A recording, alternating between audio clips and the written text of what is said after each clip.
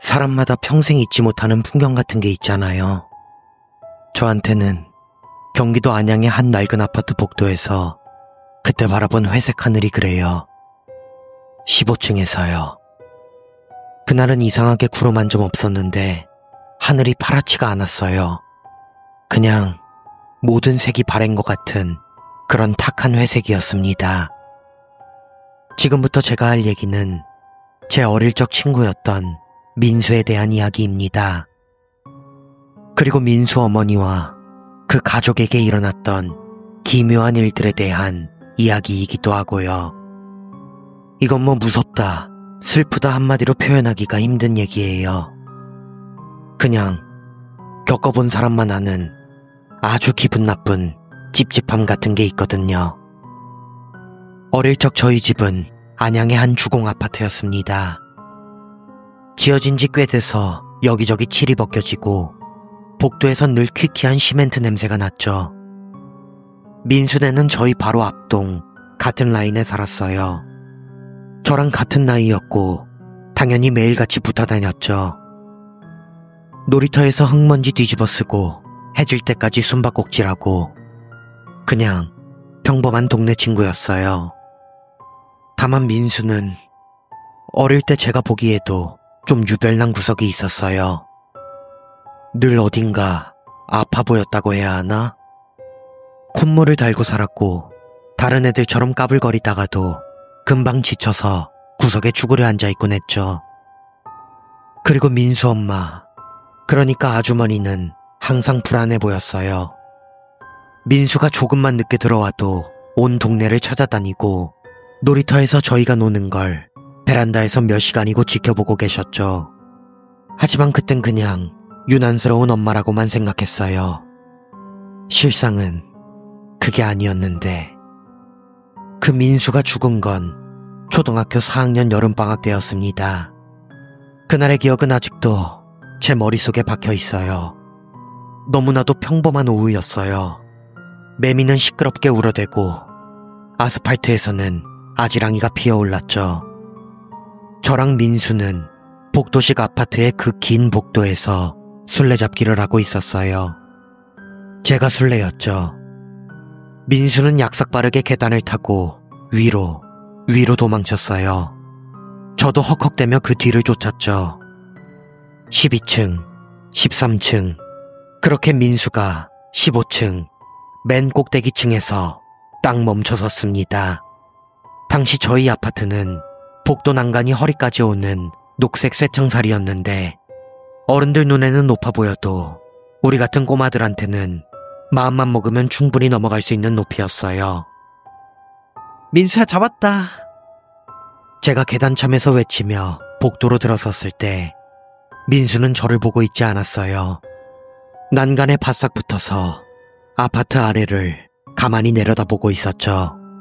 마치 개미들을 구경할 때처럼요. 야, 뭐해? 이제 네가 술래야. 제가 다가가며 말하자 민수가 천천히 고개를 돌려 저를 봤습니다.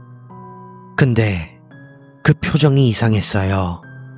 술래잡기 하다 잡힌 아이의 표정이 아니었어요. 놀란 것도 아쉬워하는 것도 아닌, 뭐랄까, 모든 걸 체념한 어른 같은 얼굴. 그러면서 입가에는 아주 희미한 미소가 걸려 있었어요. 그건 기쁨의 미소가 아니라 드디어 끝났다는 안도감 같은 그런 기분 나쁜 미소였어요.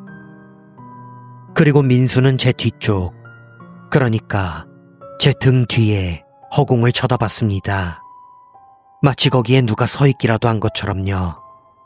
저는 이상한 기분에 뒤를 돌아봤지만 텅 빈 복도뿐이었습니다. 다시 민수를 봤을 때 그 애는 여전히 제 너머의 허공을 보며 말했습니다. 왔어? 누구에게 하는 말인지 전혀 알 수 없었습니다. 그건 질문이라기보단 확인에 가까웠어요. 그리고는 정말 눈 깜짝할 사이에 아무런 저항도 비명도 없이 스르륵 난간 너머로 몸을 기울였습니다. 마치 누군가에게 등을 떠밀린 것도 아니고 스스로 발을 헛디딘 것도 아닌 그냥 그 자리에 있던 중력이 갑자기 몇 배는 강해진 것처럼 그 15층 아래로 빨려 들어가듯 민수는 사라졌습니다. 저는 그 자리에 얼어붙어서 아무 소리도 내지 못했습니다. 그 후에 일은 정신이 없었어요. 어른들의 비명, 앰뷸런스 소리. 저는 한동안 말을 못했습니다. 경찰 아저씨가 뭘 물어봐도 입이 떨어지지 않았죠. 제 기억은 민수가 난간 너머로 사라지기 직전 그 기묘한 미소와 알 수 없는 한마디에 여전히 멈춰 있었습니다. 왔어? 정말로 기괴한 이야기는 그 후에 어른들이 수군거리는 이야기를 엿들으면서 알게 됐습니다. 민수네 아주머니는 민수가 태어났을 때 용하다는 무당에게 사주를 보러 갔었다고 합니다. 갓난아기 포대기를 본 무당이 한숨을 푹 쉬더니 대뜸 그러더래요. 애기 팔자에 길이 없네. 20살이 넘기 전에 저승사자가 데리러 올 거야. 아주머니는 당연히 미친 소리라며 소금을 뿌리고 나왔지만 그 말이 평생 가슴에 박혀 있었다고 해요. 그래서 민수를 그렇게 애지중지 불안에 떨며 키웠던 거죠. 그리고 민수가 죽기 며칠 전부터 아주머니는 이상한 것들을 보기 시작했다고 합니다.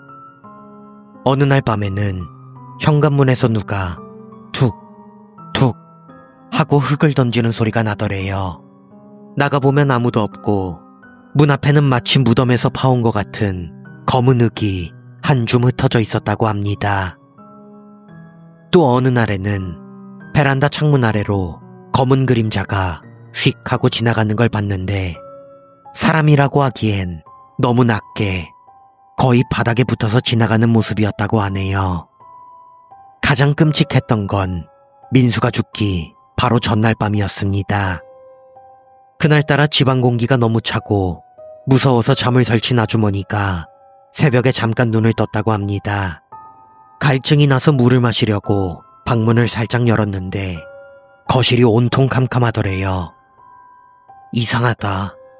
현관 센서등이 켜져 있어야 하는데 라고 생각할 찰나 그 어둠 속에서 무언가 움직이는 게 보였답니다. 처음엔 도둑인 줄 알았대요. 근데 그 모양이 이상했어요. 사람이 아니었어요. 검고 누더기 같은 옷을 입은 형체인데 두 발로 서 있는 게 아니라 네 발로 짐승처럼 바닥을 기고 있었답니다. 머리는 바닥에 처박을 듯 푹 숙이고 있어서 얼굴은 보이지 않았고 삐걱거리는 관절 소리를 내며 아주 천천히 민수가 자고 있는 방 쪽으로 기어오고 있었다고 합니다. 그 모습이 너무나도 비현실적이고 혐오스러워서 아주머니는 비명도 못 지르고 방문을 닫아버렸다고 해요. 그리고는 아침이 올 때까지 잘못 본 거다, 꿈을 꾼 거다 되뇌며 이불 속에서 덜덜 떨기만 했다고 합니다. 그리고 다음 날이 바로 민수가 제 눈앞에서 떨어진 그날이었습니다. 저는 어른이 된 지금도 가끔 생각해 봅니다. 그날 15층 복도에서 민수는 대체 무엇을 봤던 것일까요? 제가 뒤돌아봤을 땐 아무것도 없었던 그 허공에서 혹시 민수의 눈에는 보였던 게 아닐까요? 전날 밤 아주머니가 봤다던 그 짐승처럼 기어다니던 존재가 마침내 민수의 방 앞에서 고개를 들고 일어서서 아이를 데리러 온 모습이, 그래서 민수는 그런 표정을 지었던 게 아닐까요? 도망칠 수 없다는 것을 깨달은 아이의 체념. 그리고 어쩌면 그 끔찍한 존재로부터 벗어날 유일한 방법이 바로 그것뿐이었기에 지울 수밖에 없었던 안도의 미소. 저는 아직도 그 낡은 아파트 단지 근처를 지날 때면 무심코 그 동 15층을 올려다보게 됩니다. 그리고 저도 모르게 기분 나쁜 상상을 하곤 해요. 만약 그날 내가 민수의 눈을 똑바로 보고 한 번만 더 힘껏 불렀더라면 그 저승사자는 혹시 나마저도 데려가려 하지 않았을까. 그럴 리가 없다는 걸 알면서도 그날 민수가 마지막으로 본 게 제 등 뒤에 무언가였다는 사실이 제 삶을 평생 따라다니는 아주 찝찝한 얼룩으로 남아 있습니다.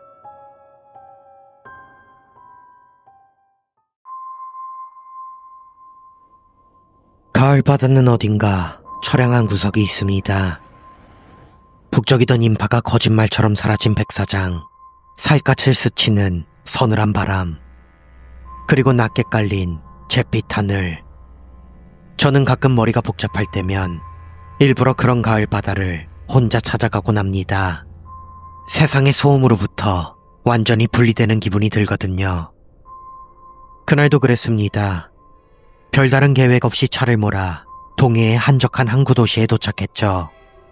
평일 낮이라 그런지 사람은 거의 보이지 않았고 갈매기 소리만이 텅 빈 부둣가를 채우고 있었습니다. 저는 멍하니 걷다가 항구 한쪽에 길게 뻗어있는 방파제 위를 걷기로 했습니다. 거대한 뼈처럼 얽혀있는 그 방파제 위를 터벅터벅 걷는데 저 멀리 끝자락에 사람 형체가 보였습니다. 한 명은 낚시 의자에 앉아 있었고 다른 한 명은 그 뒤에 서 있었습니다. 부잣길이 낚시를 왔나 보다. 처음에는 그렇게 생각했습니다. 그리고 가까워질수록 모습이 선명해졌습니다. 앉아있는 사람은 빛바랜 낚시조끼를 입은 전형적인 중년의 낚시꾼이었고 미동도 없이 낚싯대 끝만 바라보고 있었습니다. 그리고 그 뒤에 서 있는 남자, 그 사람이 이상했습니다. 우선 옷차림부터가 생경했습니다. 바닷바람이 제법 차게 부는데도 그는 셔츠 위에 검은색 정장을 아주 단정하게 차려입고 있었습니다. 넥타이까지 맨 완벽한 정장 차림. 이 쓸쓸한 바닷가와는 전혀 어울리지 않는 모습이었죠. 장례식장이라도 다녀오는 길인가 싶었지만 그러기엔 너무 미동도 없이 그 자리에 서 있었습니다. 그는 낚시꾼 바로 뒤에 한두 걸음 정도의 거리를 두고 서서 아무 말 없이 낚시꾼의 뒷모습, 정확히는 뒤통수만 빤히 내려다보고 있었습니다. 표정은 없었습니다.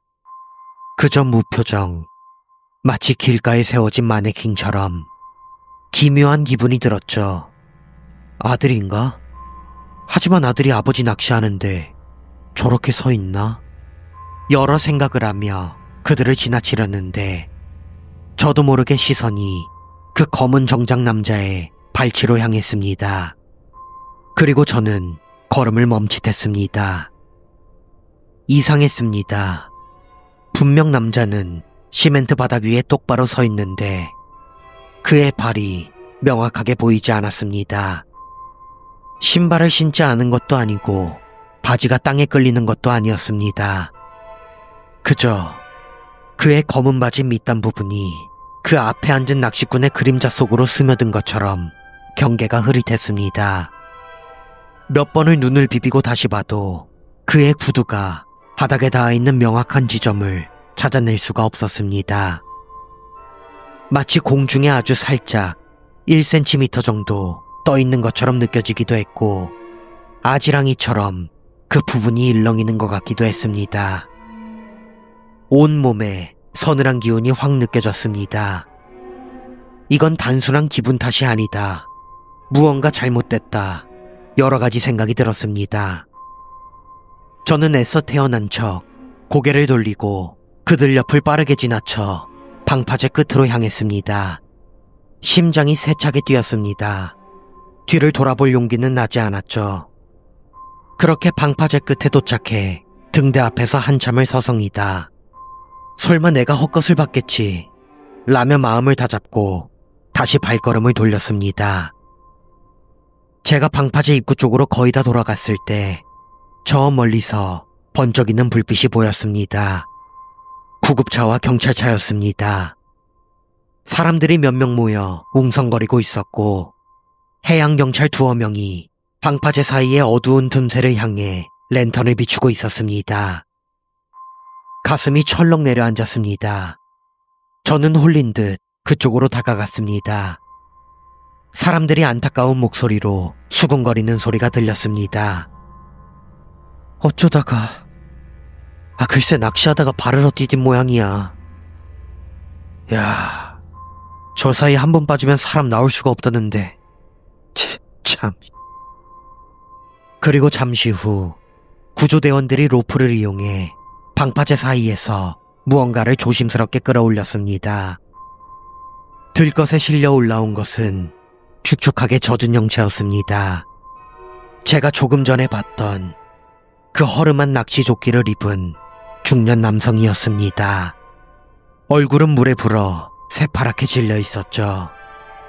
저는 숨을 멈춘 채 주변을 미친 듯이 둘러봤습니다. 그 남자를 찾기 위해서, 그 기분 나쁜 검은 정장을 입고 있던 남자를. 정말 당연하게도 그 남자는 없었습니다. 경찰 역시, 그 주위 사람들 역시, 젊은 남자는 못 봤냐고 묻는 사람은 아무도 없었습니다. 마치 처음부터 이 방파제 위에는 낚시꾼 혼자뿐이었던 것처럼요. 그제야 깨달았습니다. 제가 본 것은 그 낚시꾼의 아들도 일행도 아니었다는 것을. 그 검은 정장의 남자는 낚시꾼을 지켜보고 있던 게 아니었습니다. 기다리고 있었던 겁니다. 그가 발을 헛디뎌 저 차가운 바닷물과 방파제 사이로 떨어질 그 순간을, 마치 정류장에서 버스를 기다리는 사람처럼 너무나도 당연하고 담담하게. 그는 악의를 가진 존재가 아니었습니다. 위협을 가하지도 않았죠. 그저 자신의 업무를 하러 온 것뿐이었습니다. 데려가야 할 사람이 저기 앉아 있으니 그저 그 사람의 시간이 끝나는 순간을 조용히 지켜보다가 영혼을 수거해 갈 준비를 하고 있었던 거겠죠. 그날 이후로 저는 혼자 있는 사람의 뒷모습을 잘 쳐다보지 못합니다. 특히 무언가에 몰두해 있는 사람의 뒷모습을 보면 덜컥 겁이 납니다. 혹시 저 사람 뒤에도 다른 사람들 눈에는 보이지 않는 누군가가 서서 기다리고 있는 건 아닐까. 너무나도 평범하고 현대적인 모습으로 발목 아래를 그림자에 숨긴 채 그저 자신의 차례가 오기를 무표정하게 기다리고 있는 그런 존재가 또 보이지는 않을까. 우리가 인지하지 못하는 동안에도 죽음은 늘 그렇게 한두 걸음 뒤에서 우리를 빤히 지켜보고 있는 건 아닐까. 그런 아주 찝찝하고 기분 나쁜 상상을 하게 됩니다.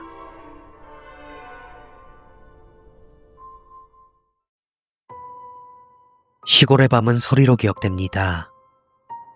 여름밤엔 개구리나 귀뚜라미 소리, 겨울밤엔 매서운 바람이 문틈을 스치는 소리, 그리고 그 모든 계절의 밤을 채우는 건 동네 개들이 릴레이처럼 주고받는 짖는 소리죠. 그런데 제 기억 속엔 그 모든 소리가 완벽한 진공 상태처럼 사라져버린 하룻밤이 있습니다. 제가 어릴 적 살던 마을은 집들이 옹기종기 모여 있어 옆집 숟가락 개수까지 안다는 말이 딱 어울리는 그런 곳이었습니다. 저희 옆집에는 박씨 할아버지가 혼자 사셨습니다. 귀가 조금 어두우셨지만 목소리는 마을 끝까지 들릴 정도로 우렁찼고, 마당에서 키우시던 백구는 온 동네 개들 중에 가장 사납고 용맹했죠. 그리고 그 이상한 일주일은 늦가을 어느 오후에 시작됐습니다. 갑자기 옆집에서 박씨 할아버지의 비명이 터져 나왔습니다. 단순한 고함이 아니었어요. 태어나서 처음 들어보는 공포와 경악으로 가득 찬 날카로운 비명. 왔어. 그것들이 왔다고. 나 데리러 왔어. 동네 사람들이 놀라 할아버지 집으로 달려갔지만 할아버지는 문을 굳게 걸어 잠근 채 열어주지 않았습니다. 그저 창문 너머로 횡설수설 소리만 지를 뿐이었죠. 마을 사람들은 할아버지가 드디어 노망이 드신 거라며 혀를 찼습니다. 그리고 그날 저녁 저희 어머니가 갓 지은 밥에 김치를 얹어 할아버지네 평상에 두고 왔습니다. 굶으실까봐 걱정이 돼서요. 하지만 어머니가 돌아서자마자 집안에서 할아버지의 고함이 들려왔습니다. 필요 없어. 저기 마당에 시퍼렇게 서 있잖아.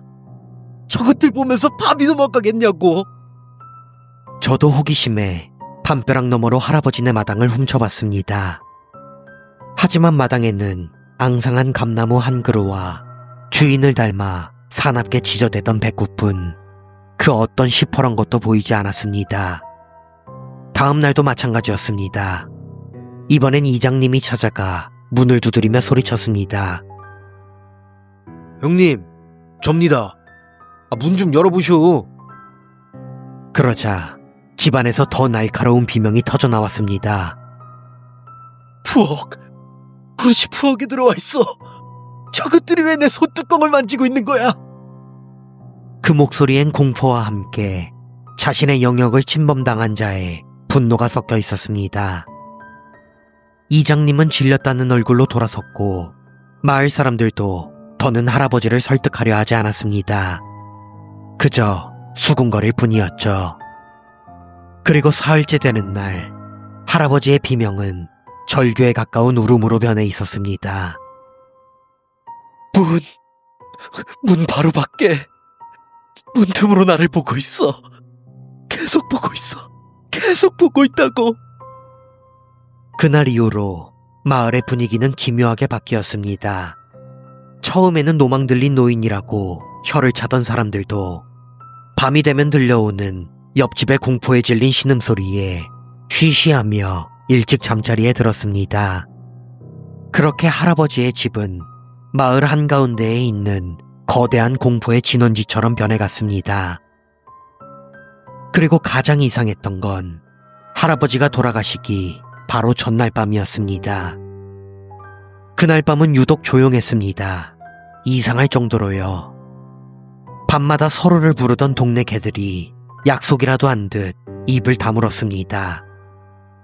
특히 박씨 할아버지네 백구, 낯선 사람 그림자만 보여도 집이 떠나가라 지저대던 그 사나운 개가 그날 밤에는 낑낑거리는 소리 한 번 내지 않았습니다. 나중에 들은 얘기지만 백구는 툇마루 밑에 가장 깊은 곳에 꼬리를 만 채 처박혀 온몸을 사시나무 떨듯 떨고 있었다고 합니다. 밤이 깊어지고 저는 제 방에 누워 잠을 청하고 있었습니다. 벽 하나를 사이에 두고 박씨 할아버지의 집이 있었죠. 그리고 그때였습니다. 벽 너머에서 그동안의 고함과는 다른 모든 걸 체념한 듯한 쥐어짜는 목소리가 들려왔습니다. 내 방 안에 들어왔다. 그것이 마지막이었습니다.